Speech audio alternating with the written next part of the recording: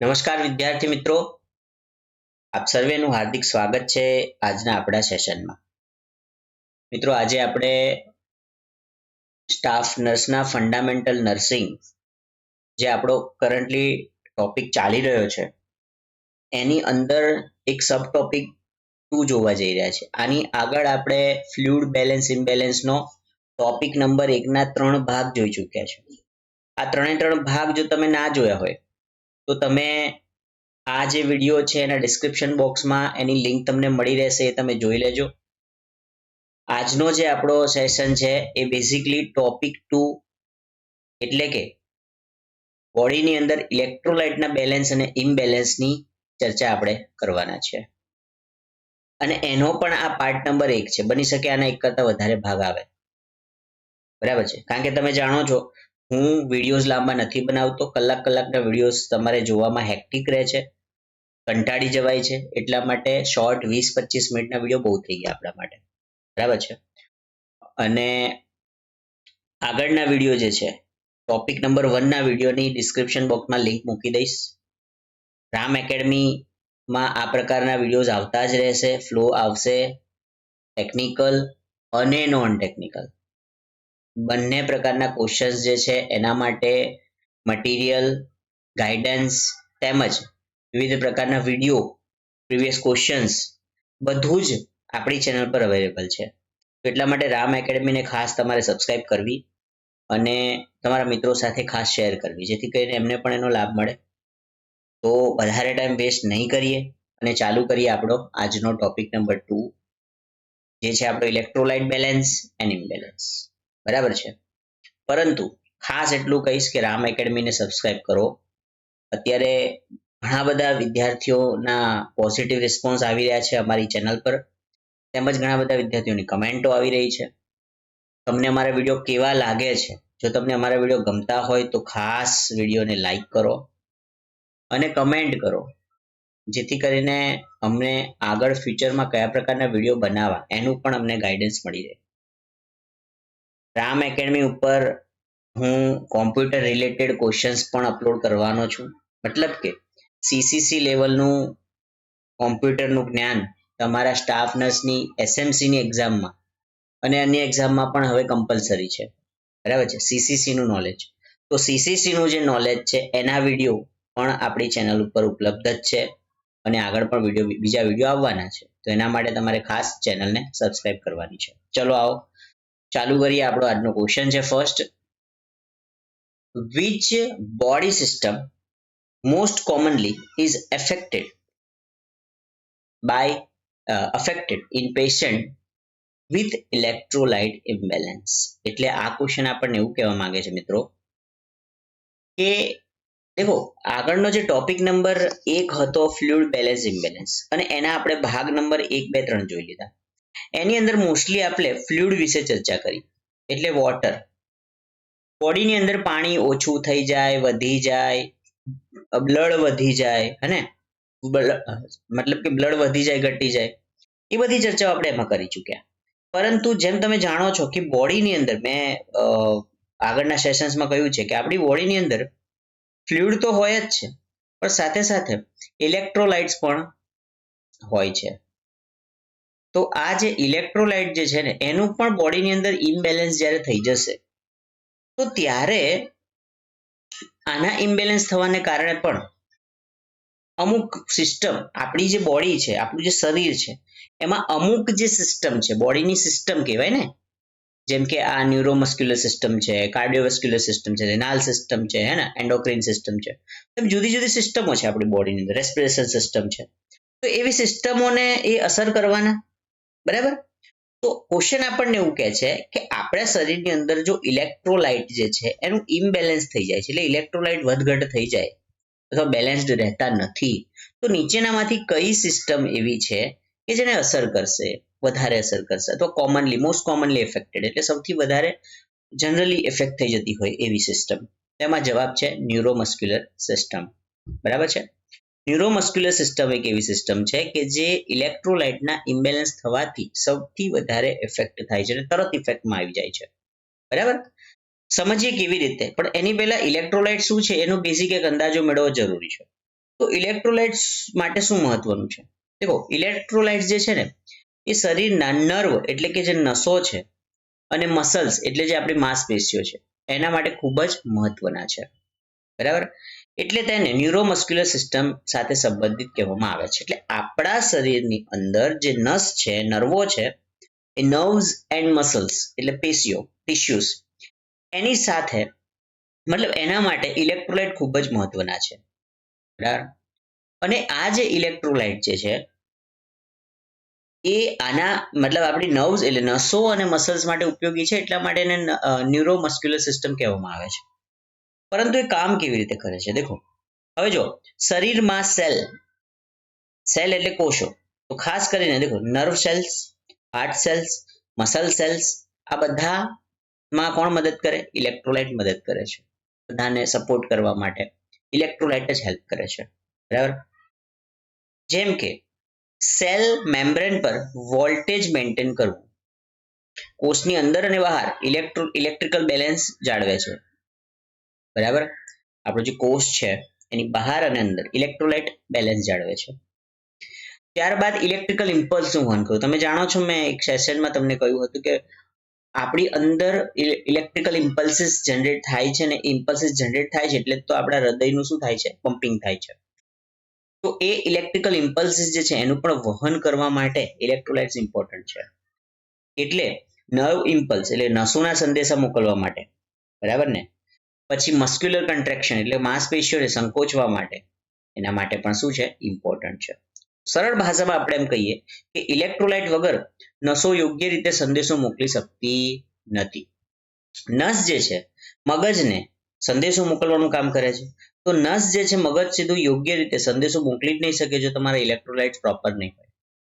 પેશીઓ અને હાર્ટ યોગ્ય રીતે કામ કરી શકતા નથી. બરાબર? તો એ લોકો પણ વ્યવસ્થિત રીતે કામ નહીં કરી શકે. પેશી મતલબ તમારા બોડીના શું કહેવાય? મસલ્સ. હવે ઇલેક્ટ્રોલાઇટ્સ જે છે એનું તમને ખબર પડી, પણ કયા કયા ઇલેક્ટ્રોલાઇટ બોડીમાં હોય છે? તો અહીંયા એક્ઝામ્પલ્સ આપ્યા છે મેં. એક તો સોડિયમ છે, પોટેશિયમ છે, અને એ શાના માટે ઇમ્પોર્ટન્ટ છે? નર્વ સિગ્નલ માટે. એ યાદ રાખજો, કયા સિગ્નલ મતલબ કયા કયા ઇલેક્ટ્રોલાઇટ કોના માટે છે? સોડિયમ અને potassium basically it is four nerve signal, nerve signal system માટે ઇમ્પોર્ટન્ટ છે. અને કેલ્શિયમની વાત કરીએ તો એ મસલ કન્ટ્રેક્શન માટે ઇમ્પોર્ટન્ટ છે. આટલું આ સ્લાઇડમાં જેટલું છે તમારા માટે ખાસ ઇમ્પોર્ટન્ટ છે, અને એટલા જ માટે આનો જવાબ શું આવે છે? That neuromuscular system. ચલો, સેકન્ડ નંબરનો ક્વેશ્ચન છે, what is the normal range of calcium? કેલ્શિયમની નોર્મલ રેન્જ શું હોય છે? બરાબર? હવે મિત્રો, ડેટામાં ક્વેશ્ચનમાં કેવું હોય છે, અમુક ક્વેશ્ચન જે હોય એ ફેક્ચ્યુઅલ ડેટા ઉપર આધારિત હોય છે, અને આ ડેટા છે ફેક્ચ્યુઅલ ડેટા છે, સત્ય, સનાતન સત્ય છે, જે આપણે સ્વીકારવાનું હોય છે. બરાબર? ફેક્ચ્યુઅલ ડેટા ઉપર આધારિત હોય છે, જે રિપીટેડ એક્સપેરિમેન્ટ્સ કરીને અને જે ડેટા એકઠો કરવામાં આવ્યો હોય એ ડેટા ઉપરથી અમુક ક્વેશ્ચન બનતા હોય છે. જેમ આ ક્વેશ્ચન છે કે ભાઈ આપણું મતલબ નોર્મલ રેન્જ કેલ્શિયમની શું કહેવાય? બરાબર? તો એ તમારે યાદ રાખવું જ પડશે કે ભાઈ 8.5 થી 10.5 mg પર DL. બરાબર? તો એટલું કેલ્શિયમ તમારી બોડીની અંદર જોઈએ. બરાબર? તો normal blood plasma contraction of calcium is 4.4 to 4.5 MEQ per litre. દેખો, આ પર લીટરમાં છે, ડેસીલીટરમાં નથી. અહીંયા આ જે વસ્તુ છે ને એ ડેસીલીટરમાં છે. દેખાય છે? આ જે છે આ ડેસીલીટર કહેવાય. બરાબર? અહીંયા આ લીટરમાં છે, એટલા માટે આંકડા બદલાઈ જાય છે. એ તમારે એ પણ યાદ રાખવું પડશે કે જો તમને મિલીગ્રામ પર ડેસીલીટરમાં પૂછવું હોય તો 8.5 થી 10.5 રાઈટ છે, કારણ કે એનો રેશિયો અહીંયા જુઓ 9 થી 11 છે. 9 થી 11 ની વચ્ચે જોઈએ મિલીગ્રામ પર ડેસીલીટર, અને અહીંયા તમને 4.5 to 9.11 MEQ પર લીટરમાં આટલું છે. બરાબર? મિલી ઇક્વિવેલન્ટ પર લીટર. જોઈએ એના વિશે, કેલ્શિયમ વિશે થોડુંક નોલેજ લઈ લઈએ, કારણ કે કેલ્શિયમ રિલેટેડ ક્વેશ્ચન છે. કેલ્શિયમ તો એક મહત્વપૂર્ણ ઇલેક્ટ્રોલાઇટ અને મિનરલ છે આપણા શરીર માટે. બરાબર? હવે બેઝિક આપણે જાણીએ છીએ કેલ્શિયમ વિશે કે હાડકા માટે, દાંત માટે, મસલ્સ માટે, હાર્ટ માટે, નર્વ સિસ્ટમ માટે. દેખો આ જોયું આગળની નોટ્સમાં હતું ને, નર્વ સિસ્ટમ માટે, હાર્ટ માટે ખૂબ જ શું છે ઇમ્પોર્ટન્ટ છે. કોણ? કેલ્શિયમ. બરાબર. હવે કેલ્શિયમ જે છે એની નોર્મલ રેન્જની ચર્ચા કરીએ કે લોહીમાં કેલ્શિયમનું સ્તર તો એ 8.5 થી 10.5 મિલીગ્રામ પર ડેસીલીટર છે. પણ અહીંયા યુનિટ શું આપે છે? મિલીગ્રામ પર ડેસીલીટર ને. તો એ મિલીગ્રામ પર ડેસીલીટરનો અર્થ શું થાય એ પણ તમને ખબર હોવી જોઈએ as a technical, as a nurse. Theoretical તો આપણે ગોખી નાખીએ, પણ આ યુનિટ જે છે એમજી, મિલીગ્રામ પર ડેસીલીટર, એનો અર્થ શું થાય તમને એ તો ખબર હોવી જોઈએ ને. તો દેખો અહીંયા શું અર્થ થાય, મિલીગ્રામ બરાબર પર ડેસીલીટર. ડેસીલીટર એટલે તમારું 100 ml. તો મિત્રો 1 લીટર હોય ને, 1 લીટર એમાં 1000 મિલીલીટર આવે. બરાબર. 1 લીટર એની અંદર શું આવે? 1000 મિલીલીટર.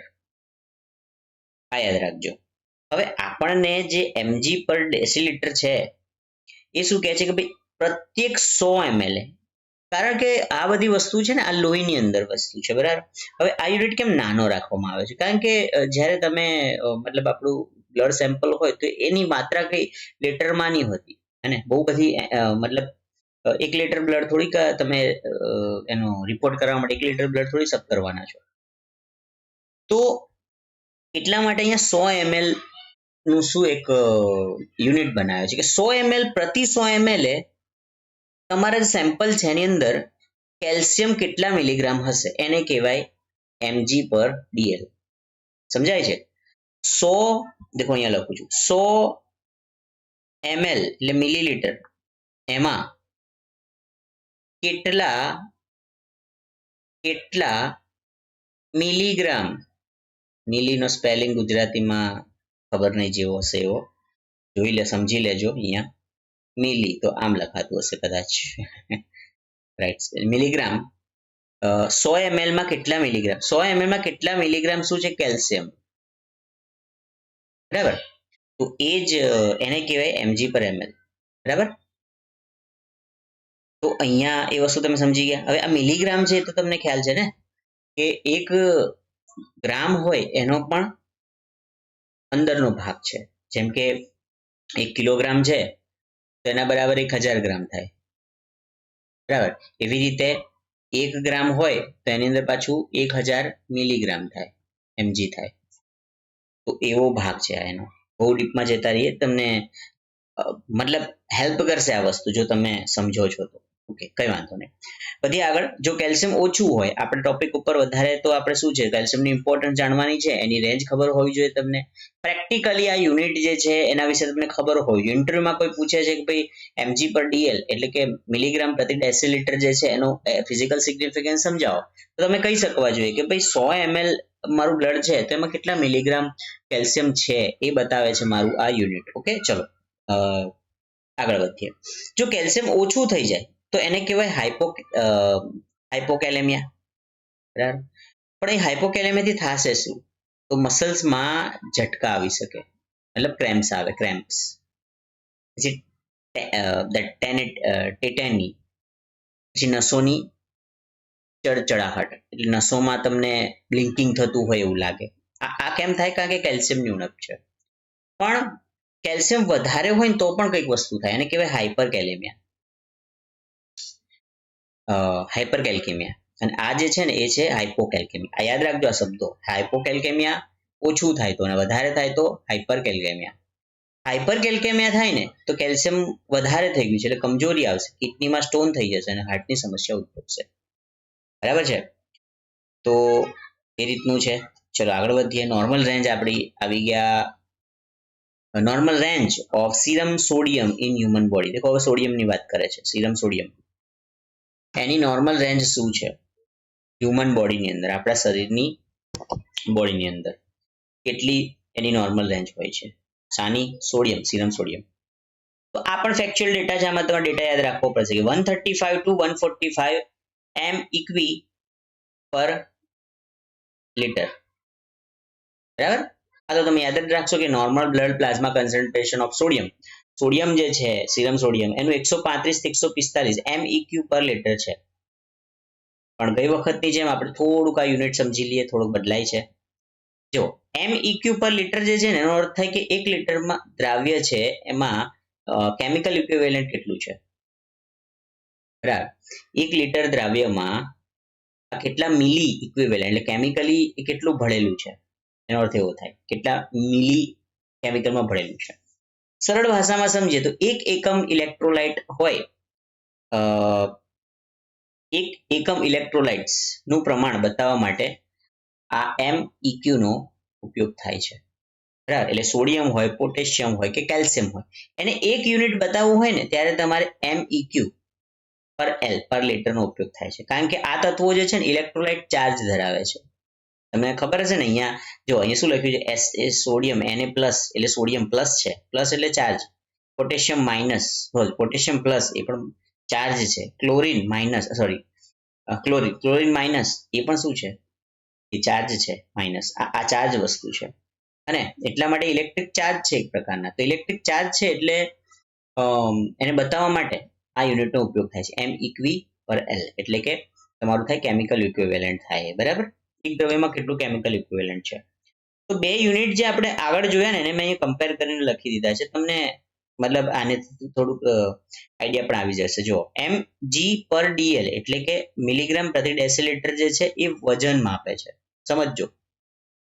અને MEQ પર લીટર છે ને એ તમારું કેમિકલ એક્ટિવિટી અથવા ચેન્જ માપે છે. આ પ્રશ્ન આવી શકે છે. તો જ્યાં mg મિલીગ્રામ પર ડેસીલીટર હોય તો એ વજનની વાત થઈ, અને જ્યાં M ઇક્વિવેલન્ટ પ્રતિ લીટર હોય તો ત્યાં કેમિકલ એક્ટિવિટી અથવા ચાર્જની વાત થાય છે. કારણ કે આપણે આ ચાર્જ છે એની વાત કરી છે. તો સોડિયમ જે છે ને એની વાત કરી, તો સોડિયમ જે છે એ અહીંયા ચાર્જ સ્વરૂપે છે. પછી સોડિયમ જે છે તે ચાર્જ સ્વરૂપે છે, એટલા માટે અહીંયા શું આવે, ઇક્વિવેલન્ટ વાળો યુનિટ આવે છે. અને એની વેલ્યુ તો યાદ રાખવાની જ છે, 135 થી 145. ઓકે, ચલો વધીએ આગળ. હવે વાત કરીએ principal electrolytes of intracellular fluid compartment is. જો ઇમ્પોર્ટન્ટ પ્રશ્ન છે. ઇન્ટ્રાસેલ્યુલર ફ્લુઇડની વાત ફરીથી આવી. આ ફ્લુઇડ છૂટતું જ નથી તમને, અને પહેલા ભાગથી ચાલે છે ઇન્ટ્રાસેલ્યુલર અને એક્સ્ટ્રાસેલ્યુલર ફ્લુઇડ. એવું ફ્લુઇડ કે જે સેલની અંદર હોય, કોષોની અંદર હોય, એને આપણે કહીએ છીએ ઇન્ટ્રાસેલ્યુલર ફ્લુઇડ્સ. અને એવું ફ્લુઇડ કે જે ટિશ્યુઝમાં છે, બ્લડમાં છે, પ્લાઝમામાં છે, એને આપણે એક્સ્ટ્રાસેલ્યુલર ફ્લુઇડ કહીએ છીએ. તો ઇન્ટ્રાસેલ્યુલર ફ્લુઇડ જે છે એમાં પ્રિન્સિપલ ઇલેક્ટ્રોલાઇટ એટલે કે મુખ્યત્વે આ જે ઇન્ટ્રાસેલ્યુલર ફ્લુઇડ ICF એમાં કયા પ્રકારના ઇલેક્ટ્રોલાઇટ્સ જોવા મળે છે અને એનો સૌથી વધારે કયું હોય છે એવું પૂછવા માંગે છે આ પ્રશ્ન. પ્રિન્સિપલ ઇલેક્ટ્રોલાઇટ એટલે સૌથી વધારે મહત્વનું મુખ્ય કોણ છે, હે ને? તો મુખ્ય છે કોણ? યાદ રાખજો, પોટેશિયમ. કોણ? Potassium, K+. પોટેશિયમ મુખ્ય છે ICF માં, ઇન્ટ્રાસેલ્યુલર ફ્લુઇડમાં. ઓકે, સમજૂતી જોઈ લઈએ એની. દેખો, સૌથી વધુ ICF માં મળતું કેશન ને ગુજરાતીમાં લોકો કેશન લખે છે, બટ એને કેટાયન કહેવાય, કેટાયન. ઓકે, તો દેખો પોટેશિયમ કેટાયન છે. પોટેશિયમ K+ શરીરના ઇન્ટ્રાસેલ્યુલર ફ્લુઇડમાં સૌથી વધુ પ્રમાણમાં હોય છે. કુલ ઇન્ટ્રાસેલ્યુલર કેટાયનમાંથી 90% વધુ પોટેશિયમ હોય છે. ઓહો, બરાબર.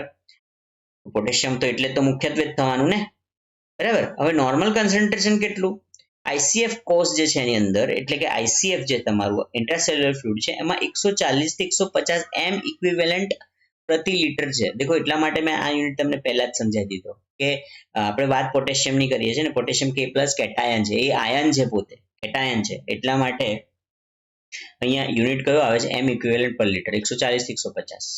જ્યારે ECF એટલે એક્સ્ટ્રાસેલ્યુલર ફ્લુઇડની વાત કરીએ તો કોષની બહાર લોહીમાં 3.5 થી 5.1 જેટલું જ શું હોય છે? પોટેશિયમ હોય છે. એટલે પોટેશિયમ સૌથી વધારે ક્યાં હોય? કોષની અંદર હોય છે. અને લોહીમાં કેવું હોય છે? ઓછું હોય છે, બરાબર. કારણ કે એક્સ્ટ્રાસેલ્યુલર ફ્લુઇડ એટલે બ્લડમાં થયું, મેં તમને પહેલા જ કીધું. તો પોટેશિયમ તમારું બ્લડમાં ઓછું હશે અને કોષોમાં વધારે હોય છે. હવે અન્ય ICF આયન જે છે એવું નથી. આપણે તો પ્રશ્ન શું હતો કે ભાઈ મુખ્યત્વે કયું? તો મુખ્યત્વે તો તમે જવાબ આપી દીધો કે ભાઈ પોટેશિયમ, પણ એવું નથી. ICF ઇન્ટ્રાસેલ્યુલર ફ્લુઇડની અંદર બીજા પણ તો ઇલેક્ટ્રોલાઇટ્સ હશે ને. તો એમાં એક આવે છે મેગ્નેશિયમ Mg+2, પછી છે સલ્ફેટ SO4-2, પછી છે ફોસ્ફેટ HPO4-2, બરાબર. એમાં પણ ઇનઓર્ગેનિક ને ઓર્ગેનિક એની અંદર નથી જવું. તો સરળ સમજણ માટે આપણે એટલું જોઈ શકીએ કે ભાઈ K+ જે છે ને પોટેશિયમ એ ICF માં વધારે હોય અને સોડિયમ બહાર ECF માં વધારે હોય. ઇમ્પોર્ટન્ટ કન્સેપ્ટ છે આ પ્રશ્ન પૂછાઈ શકે છે. જો જેવી રીતે આ પ્રશ્ન પૂછાયો ને કે ભાઈ ઇન્ટ્રાસેલ્યુલર ફ્લુઇડની અંદર સૌથી વધારે કોણ હોય, તો તમે કહી દીધું પોટેશિયમ. એવી રીતે તમે યાદ રાખો કે ભાઈ ECF છે મતલબ એક્સ્ટ્રા સેલ્યુલર ફ્લુઇડ છે, બરાબર ને. તો એની અંદર ઇન્ટ્રાસેલ્યુલરની જગ્યાએ એટ એક્સ્ટ્રા સેલ્યુલર એટલે બોડીની મતલબ બ્લડમાં અને સેલની બહાર. તો એમાં સૌથી વધારે કોણ હોય? સોડિયમ. કોણ હોય? Sodium Na+. અને અહીંયા કોણ છે? Potassium plus. ઓકે, તો એ તમારે યાદ રાખવું જોઈએ. હવે normal serum potassium level in adult યુનિટમાં કયા M ઇક્વિવેલન્ટ પર લિટર? તો એની વેલ્યુ છે 3.5 થી 5. પોટેશિયમની વાત છે આ, બરાબર. 3.5 થી 5 ઇટ ઇઝ રાઈટ આન્સર. પછી આગળ વધીએ અને vote is the chemical composition of intracellular fluid. દેખો શું પૂછે છે કે ઇન્ટ્રાસેલ્યુલર ફ્લુઇડ છે તો એનું કેમિકલ કમ્પોઝિશન શું છે, બરાબર. મતલબ એ શાનું બનેલું છે, એની અંદર શું શું છે, કેમિકલી એની અંદર શું છે, બરાબર. તો આપણને અહીંયા ક્વેશ્ચન જે છે એની અંદર તમે જુઓ તો આન્સર છે low level of phosphate. Phosphate અને મેગ્નેશિયમ આ લો લેવલનું હોય છે, બરાબર ને. લો લેવલનું શું છે ICF માં? ફોસ્ફેટ અને મેગ્નેશિયમ. અહીંયા મેં તમને કીધું હતું ને આની અંદર ફોસ્ફેટ પણ છે ને મેગ્નેશિયમ પણ છે, પણ આ મુખ્ય નથી. ઇન્ટ્રાસેલ્યુલર ફ્લુઇડની અંદર આ બધા શું અન્ય છે, એટલે મેગ્નેશિયમ, સલ્ફેટ, ફોસ્ફેટ આ ઓછા પ્રમાણમાં છે એટલે મુખ્ય નથી, બરાબર. તો મુખ્ય નથી તો એની અંદર તમે જુઓ તો આપણને શું પૂછ્યું છે? કેમિકલ કમ્પોઝિશન શું છે, બરાબર. હવે આની અંદર ઓપ્શનમાં તમને પોટેશિયમ નથી કીધું, બરાબર. તો નથી કીધું તો શું હશે? તો હાઈ લેવલ તો પોટેશિયમ, ફોસ્ફેટ અને મેગ્નેશિયમ આવવાનું જ નથી, એ તો ઓછા પ્રમાણમાં હોય છે. હાઈ લેવલનું સોડિયમ તો એક્સ્ટ્રા સેલ્યુલરમાં, આ સોડિયમ તો ECF માં હોય છે, એક્સ્ટ્રા સેલ્યુલરમાં હોય છે, બરાબર. બાયકાર્બોનેટ આવે નહીં એટલે લો લેવલનું શું આવશે? ફોસ્ફેટ અને મેગ્નેશિયમ જ આવશે, રાઈટ. તો પણ મેં અહીંયા તમને એક્સપ્લેન કરવા માટે એક સ્લાઇડ મૂકી છે કે ભાઈ ICF જે છે કોર્સ એમાં શું વધુ હોય છે. તો મુખ્યત્વે તો એની અંદર દેખો પોટેશિયમ સૌથી વધારે હોય, આપણે જોઈ લીધું. ફોસ્ફેટ હોય અને મેગ્નેશિયમ હોય, બરાબર. તો મુખ્યત્વે આ છે, તો બાકીના આ બે રહ્યા. એટલા માટે આ જે છે એ લો માત્રામાં હોય છે, એટલા માટે આપણે શું અહીંયા આવ્યું? Low volume of phosphate and magnesium. એટલે ફોસ્ફેટ અને મેગ્નેશિયમનું સ્તર ઊંચું નહીં, એ શું આવે? નીચું હશે, બરાબર. લો લેવલ આવશે. હવે આ ફરીથી આ વસ્તુ રિપીટ થાય છે કે ભાઈ ICF જે છે ઇન્ટ્રાસેલ્યુલર ફ્લુઇડ છે એની અંદર પોટેશિયમ, મેગ્નેશિયમ અને ફોસ્ફેટ હોય છે.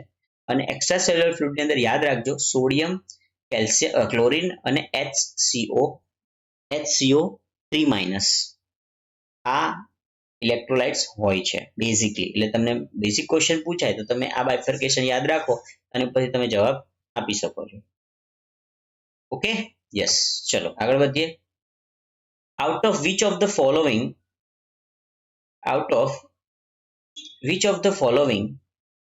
which is not a major intracellular electrolyte? શું પૂછ્યું છે કે ભાઈ અહીંયા ચાર ઓપ્શન આપ્યા છે અને એમાંથી ઇન્ટ્રાસેલ્યુલર ફ્લુઇડ એટલે કે ICF ની અંદર કયું મેજર ઇલેક્ટ્રોલાઇટ નથી એવું પૂછ્યું છે. હવે જો ઇન્ટ્રાસેલ્યુલર ફ્લુઇડ ની અંદર આ ફોટો મેં ફરી મૂક્યો છે કે ઇન્ટ્રાસેલ્યુલર ફ્લુઇડ ની અંદર કોણ હોય છે?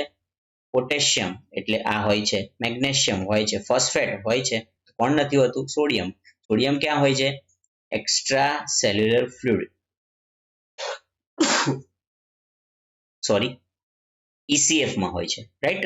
તો એટલા માટે એક્સ્ટ્રા સેલ્યુલર ફ્લુઇડમાં કોણ હોય છે? સોડિયમ હોય છે. તો આનો જવાબ શું આવશે? સોડિયમ. કારણ કે આપણને કોણ નથી હોતું મેજર એવું પૂછ્યું છે. ઓકે, ચલો આગળ વધીએ. 8મા નંબરનો ક્વેશ્ચન ને જોઈએ. And what is the biological function of potassium? પોટેશિયમનું બાયોલોજીકલ ફંક્શન શું છે, બરાબર. તો જો પોટેશિયમ જે છે ને એ રેગ્યુલેટ કરે છે ઓસ્મોટિક પ્રેશર. સેલ્સની અંદર ઓસ્મોટિક પ્રેશરને રેગ્યુલેટ કરે છે. પણ આપણને ખબર હોવી જોઈએ કે ઓસ્મોટિક પ્રેશર શું છે, એટલા માટે આપણે એને હવે સમજીશું, જેમ આપણે દર વખતે સમજીએ છીએ. દેખો, પોટેશિયમનું મુખ્ય કાર્ય જે છે ને એ કોષની અંદર, પોટેશિયમ મુખ્યત્વે ક્યાં હોય છે? કોષની અંદર ICF ઇન્ટ્રાસેલ્યુલર ફ્લુઇડમાં હોય છે. હવે તે ઓસ્મોટિક પ્રેશર જે છે ને, ઓસ્મોટિક દબાણ એનું જાળવવામાં મદદ કરે છે. આટલું તો આપણે ક્વેશ્ચન ઉપરથી પણ જાણ્યા હતા, બરાબર.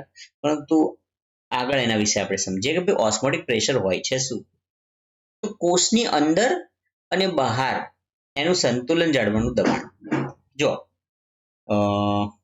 ધેટ મીન્સ કે આ આપણે એક લેયર બનાવીએ, આ આપણી શું છે? ચામડી છે, મતલબ, અને અહીંયા એના કોષો છે, આ બરાબર બોડીના. આની અંદર શું હશે? Intra cellular fluid. અને અહીંયા શું છે? આપણું મસલ્સ છે, બરાબર, અને બ્લડ છે. તો અહીંયા શું છે? Extra cellular fluid. તો અહીંયા પણ પાણી છે અને અહીંયા પણ પાણી છે. તો આ બંને પાણી છે, આની વચ્ચે સંતુલન તો જાળવવું પડશે ને. એની વચ્ચે શું જોઈશે? બેલેન્સ જોઈશે. તો એ બેલેન્સ માટે બંનેનું કોઈ એક પ્રેશર હોવું જોઈશે. કોઈ એક પ્રેશર હશે, એ પ્રેશરમાં એ બંને શું હશે? બેલેન્સમાં રહેશે. એ પ્રેશરને કહેવાય છે ઓસ્મોટિક પ્રેશર, બરાબર. એટલે કેવું કે પાણી છે તો પાણી ઉપર અહીંયાથી આમ પ્રેશર વાગશે તો પાણી આગળ વધશે, અને જો આ બાજુ પ્રેશર વાગશે તો આમ જશે, બરાબર. તો આ બંનેની વચ્ચે એવું એક પ્રેશર હોવું જોઈશે જે સંતુલન રાખશે અંદરના ICF ના વોટર પાણીનું અને ECF બંનેના પાણીનું. અને એટલા માટે એ પ્રેશરને કહેવામાં આવે છે ઓસ્મોટિક પ્રેશર, બરાબર. તો પોટેશિયમ એના માટે ખૂબ ઇમ્પોર્ટન્ટ છે. કોષની અંદર પાણીનું પ્રમાણ નિયંત્રિત કરે છે. કોણ? પોટેશિયમ. કોષ ફૂલશે કે સકડી જશે એ નિયંત્રણ કરે છે. કોણ? પોટેશિયમ. અને જો કોષ સુકડી જાય કે ફૂલી જાય, મતલબ એનું પ્રેશર, ઓસ્મોટિક પ્રેશર ચેન્જ થઈ રહ્યું છે, અને તો અલ્ટિમેટલી જોવા જઈએ તો પોટેશિયમ જે છે એ ઓસ્મોટિક પ્રેશરને જ કંટ્રોલ કરે છે. એટલા માટે જવાબમાં શું આવે છે કે પોટેશિયમ ઓસ્મોટિક પ્રેશરને કંટ્રોલ કરવાનું કામ કોણ કરે છે? આપણું પોટેશિયમ, બરાબર. બાકીના ઓપ્શન કેમ ખોટા હતા? તો મેગ્નેશિયમ જે છે એનું મુખ્ય કાર્ય એન્ઝિમસ ને કોફેક્ટર તરીકે કામ કરવાનું છે. પછી આયરન જે છે એનું મુખ્ય કાર્ય હિમોગ્લોબિન રિલેટેડ છે, હે ને, સિન્થેસિસ એટલે બનાવવું. તો બનાવવા માટે, હિમોગ્લોબિન બનાવવા માટે. આયોડિન તો થાઇરોઇડ હોર્મોન્સ માટે હોય છે, બરાબર, એને બનાવવા માટે હોય છે. તો એટલા માટે ઓપ્શન્સ ખોટા હતા. ઓકે, ચલો આવો 9th નંબરનો ક્વેશ્ચન છે, which electrolyte is extra cellular fluid? Cation. હવે એવું પૂછ્યું છે એક્સ્ટ્રા સેલ્યુલર, એટલે આ જ ફોટો તમને 3 ક્વેશ્ચનમાં કામ લાગ્યો છે. વિચારો, એક્સ્ટ્રા સેલ્યુલર ફ્લુઇડ જે છે એમાં કેટાયનમાં કયું ઇલેક્ટ્રોલાઇટ હોય છે? એમાં તમે અહીંથી જોઈ શકો છો, મેં તમને ઓલરેડી કીધું છે, સોડિયમ ક્લોરિન, બરાબર. હવે અહીંયા તમે જુઓ તો સોડિયમ છે તમારી પાસે, ક્લોરાઇડ છે, પોટેશિયમ છે, અને બાયકાર્બોનેટ છે, બરાબર. તો આની અંદર કોણ હોય છે? તમારું સોડિયમ હોય છે. સોડિયમ મતલબ Na પ્લસ, એ સોડિયમ એ એક્સ્ટ્રા સેલ્યુલર ફ્લુઇડમાં વધારે પ્રમાણમાં હોય છે. તો જવાબ શું આવશે? સોડિયમ જ આવશે, રાઈટ. અહીંયા મેં સોડિયમ રિલેટેડ પણ માહિતી આપી છે, જેમ કે એક્સ્ટ્રા સેલ્યુલર ફ્લુઇડ જે છે ને સૌથી વધારે કોણ મળે? સોડિયમ. 90% સોડિયમ હોય છે, એટલે તો જેનો જવાબ સોડિયમ આવ્યો, બરાબર. અને જે ECF એટલે એક્સ્ટ્રા સેલ્યુલર ફ્લુઇડની ઓસ્મોલારિટી 295 MOSM/L હોય છે, બરાબર. તેમાંથી લગભગ 142 જે છે સોડિયમના કારણે છે. આ ઓસ્મોલારિટી એટલે પેલું પ્રેશર જે હતું એ જ છે, બરાબર. સોડિયમ જે છે લગભગ અડધી ઓસ્મોલારિટી મેન્ટેન કરે છે, એટલે અડધું જે પ્રેશર જે છે એ મેઇન તમારા સોડિયમના કારણે જ છે, બરાબર. તો સોડિયમ જે છે મુખ્યત્વે ઇલેક્ટ્રોલાઇટ છે. ઓસ્મોલારિટી, ફ્લુઇડ બેલેન્સ અને બીપી માટે ખૂબ મહત્વનું છે, બરાબર. ફ્લુઇડ બેલેન્સ જાળવવા માટે પણ એ મહત્વ છે, ઇલેક્ટ્રોલાઇટ બેલેન્સ માટે પણ એ મહત્વનું છે. એટલે બ્લડ પ્રેશર પર અસર સોડિયમના કારણે થાય છે. સોડિયમ વધે તો પાણી વધે અને બીપી વધે. સોડિયમ ઘટે તો બીપી ઘટે. એટલે સોડિયમ જે છે એ પણ એક્સ્ટ્રા સેલ્યુલર ફ્લુઇડમાં મહત્વનો ભાગ ભજવે છે. એટલે આની અંદર જવાબમાં શું આવે છે? સોડિયમ આવશે. ઓકે, હવે 10મા નંબરનો પ્રશ્ન જોઈ લઈએ આપણે. Osmotic pressure and acid balance of body fluid are maintained by. આવી ગયું આ સ્લાઇડમાં, એટલા માટે તો સ્લાઇડ મૂકી છે મેં, કે ભાઈ એક્સ્ટ્રા સેલ્યુલર ફ્લુઇડ છે એની અંદર acid balance of body fluid, બોડીનું ફ્લુઇડ જે છે એનું એસિડ બેલેન્સ કોના વડે થાય છે? બરાબર. અને ઓસ્મોટિક પ્રેશર અને એસિડ બેલેન્સ, એસિડ અને બેઝનું, સોરી, એસિડ અને બેઝ, હે ને, એ તમને ખબર છે એસિડ અને બેઝ એ પીએચ વેલ્યુ પરથી નક્કી થતું હોય છે. બરાબર. એસિડ અને બેઝ જે છે એનું બેલેન્સ એ ફ્લુઇડમાં કોના વડે મેન્ટેન થાય છે? તો એ પણ શું આવશે? સોડિયમ વડે જ, કારણ કે સોડિયમ એનું મુખ્યત્વે કમ્પોનન્ટ એની અંદર છે. ઓકે મિત્રો, તો આજનો આપણો જે સેશન છે એની અંદર આપણે 10 ક્વેશ્ચન્સ કવર કર્યા છે અને આજના સેશનમાં માત્ર આપણે આટલું જ રાખીશું અને નેક્સ્ટ સેશનની અંદર આપણે બાકીના ક્વેશ્ચન્સને કવર કરીશું. આજનો સેશન અહીંયા પૂર્ણ કરીએ છીએ. પરંતુ જો તમને અમારો વિડીયો ખાસ ગમે તો રામ એકેડમીને શું કરો? સબસ્ક્રાઇબ કરજો અને સાથે સાથે બેલ આઇકન પર પ્રેસ કરો, જેથી કરીને આવનારા વિડીયોની અપડેટ તમને ઇઝીલી મળતી રહે. અને વિડીયો જે છે એના ડિસ્ક્રિપ્શન બોક્સમાં બધા જ ટેકનિકલ નોન ટેકનિકલ વિડીયોઝની લિંક મૂકેલી છે, એમાંથી તમે જોઈ શકો છો બધા વિડીયોઝ, તેમજ ટોપિક નંબર 1 ના ભાગ 1, 2, 3 ત્યાંથી તમે જોઈ શકો છો. ઠીક છે, તો મળીશું નેક્સ્ટ સેશનમાં. ત્યાં સુધી જય Bharat. Thank you so much.